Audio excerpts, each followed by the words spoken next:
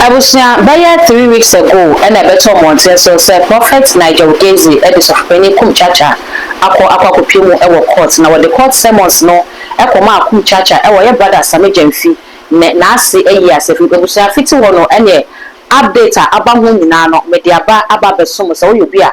follow me about the update be a buffer, some Mubiano, Medeba Ebesumo, and when I'm so, Emma Prophet Kumchacha for granted interview, RTV more stress and okre. Nensaka court sermons and the Yassi Udika or quarter. Now would be it why a crowd of someone prophet and your gazing about Koshia our courts. Now before sir and some no now prophet and your gazing at the updates at the above one say if I'm an answer chair watching no any idea and or the Kumchacha so the bed too much same as so for baby now Aban and chain a big friend a bin Kasa say a bayan can some no one prophet Kumchacha home mass or in Paco no won't trust so after a day a woman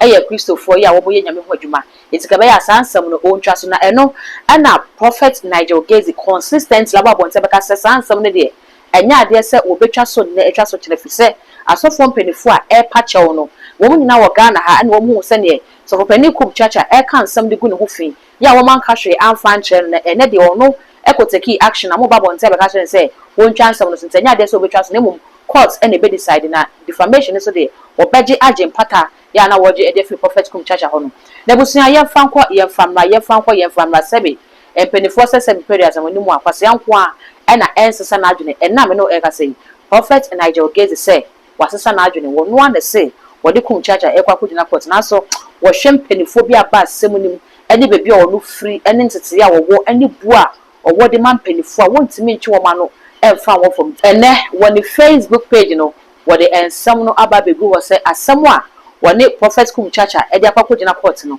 watwa so na emmom abusia na emmom no e de na hye ho too much gh eso ene woni guso a wo hwe mo akwa abade abaso na mesre so first time when you have me subscribe button no so de achema ya no wakai so the bell no be kan sa no upload me to mpo no first person ya wonsa ebudiki aka entabusia prophet Nigel Gaisie e one person ene se fi se woni manase ene ensensemi ba ene Kumchacha de ba ye wo court bi a wode ho update no eba e wo the Facebook post abusunya we ya me di post ibe we na asase me di post ibe na wo post ye no na enya 5 hours per na wo be post ye na eno na wo kire enkofo a aba na nchen na be kasa wo mo afre no phone so asofo akukudam a apache wa enti wo se wajai prophet Kumchacha ansem no amanaka na wo ne a wo de atato no eno na me ba be kenkan e de aba wit mesre se wo benya abotre na yakonsem na fe wi a wo ne kwa wo ka kwasem no ye hu won na wo kan ti wo se. Over the past few months, after consulting my lawyers and others, I agreed to sue some individuals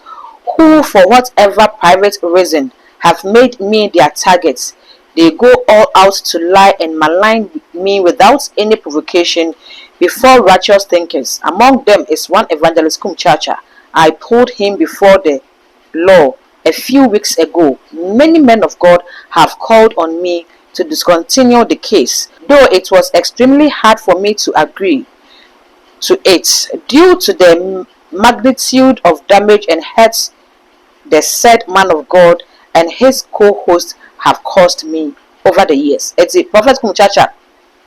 and a prophet Nigel Gaisie e kind of want some watch say na kakra ni ana wo twede ne kogina court na wo ne kogina court na nyese wo sore prekope na wo koye wo ne na lawyer for ene impenifo e kan ho e kwa adwendwene mu no decide ye obesi gina ye say afa de ebre na so say wo de Kumchacha be kwa kogina court fi say fie bebre nie ana Kumchacha for ensem bi ono na Nigel Gaisie ennimunti wakeka ne ho nsam wa ache enti wo de ne kogina court na wo de ne kogina court no oh asofo mpenifo ya wo mo ke bi ewu mo nyamedwuma mu wo makwado yie pa efre no ene ne kasa ye say wo nya asem no manenka wose no kwasem say na wo begya asem no manaka no na eye din yie pa na nso penifo wo say wo jai asem nim amano aka. However, I am guided by what Jesus Christ went through at the hands of wicked men, following the advice of my spiritual father, Prophet Emmanuel Amwako, Reverend Ajinim Bwedu, Reverend Kojo Bempa, Prophet Ajingo, Prophet Maxwell Champong, Professor Bwedi Nyameche, Prophet Nanayao, Jesus One Touch, Kennedy Afre, and many other men and women of God. Though hurtful, I cannot turn all of them down, so I have directed that the specific case be discontinued. but let it be on record that if he does that to me or any other investment connected to me again, I will go back to court and will not listen to anyone respectively. Eti prophet Nigel Gaisie na echim na obobo asofo mpenifo bi din wa ha ya edi ambobo nyina mote ya wotre se sa asofo mpenifo nyina ene no akasa na wontimi entwe sa asofo mpenifo nyina ano enwo fom enu nti wa ya na adwene se asem no wonto aso biom na wo se prophet Kumchacha emfantu ne kotodwo nto ho se asem no se watwa so no se wonim na se wo san ko bo no Nigel Gaisie din ana bibia efa Nigel Gaisie ho a obesan atwe no edna kwa kugina court na no na Ghana force awudifo asem ya wo ke wo se wo hu ne Yesu Kristo ba wiase wo be fa mu e wo nipa bonefo nsem ti se Yesu awudi na chi ni be fa mu na se wanfo obi akwa kugina court na wo de obi kugina court na sofo mpenifo yi ene wakasa na se wo se asem no watwa so a saa wo ne ya wo san de aba betazo ene se Yesu anamo na wo kana nya numu ena wo hweda 88 ane saa no na so we ene ensem a prophet Nigel Gaisie e de aba betudwa wo kire se asem na watwa so no se Kumchacha nim odifo nim na wo san ko ka asem bia fa ne ho ana bibia batabata ne ho se na dwuma na bibia de a ene obuo ne die kwan so besan atamasem no e de akwa akogina court bim. So let people mind their own business and allow others to live in peace and do their work. The prophetic ministry in Ghana is gradually bleeding. If you cannot help me or the boys, do not stand in our way. Leave us alone to do the work of God in peace. Build, do not destroy. Do not lie about people. Do not make the work unbearable for the guys. Ministry is already a painful journey. Again, the respect I have for the body of Christ, I have listened, but he should be spoken to,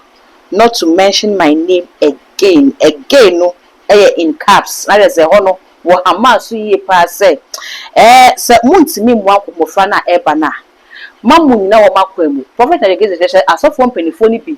aye osi akwan e de ama asofo nketwa na eba no wose nyamedwuma na kasa den de dante no kasa wo ne ho ne ntansa ediso eti se wo bi ye nyamedwuma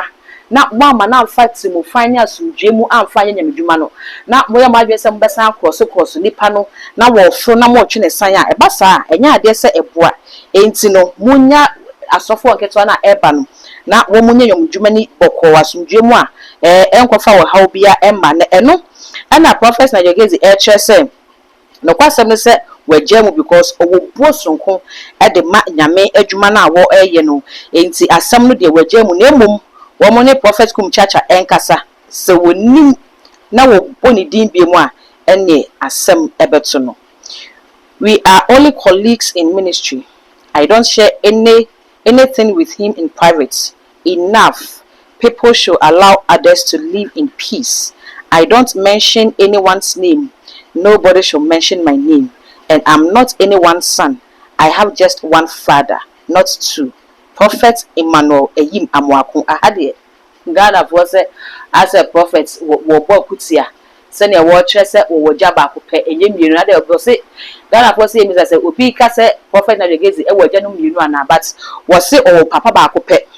oni papa no mienu ne papa ba ko pe eye prophet Emmanuel Eyim Amwakun ono pe e na ye naja oni egya no mienu enti munya amanfo mo bia mo ne difi so no mo bia di ene ho wase ono woti ni ba bi di nkui na wo mo bia di won fo bia ho na so ade cha de sen ni din eda amanfo ano na ba no wo mo bo enti prophet Nigel Gaisie say munya ni din mbo na ne ho ento no. When I was struggling, nobody helped me. Nobody should worry me because if you worry me, I will worry you back with my full chest. Leave people alone to do their work. Enough of the suppressing. God bless all.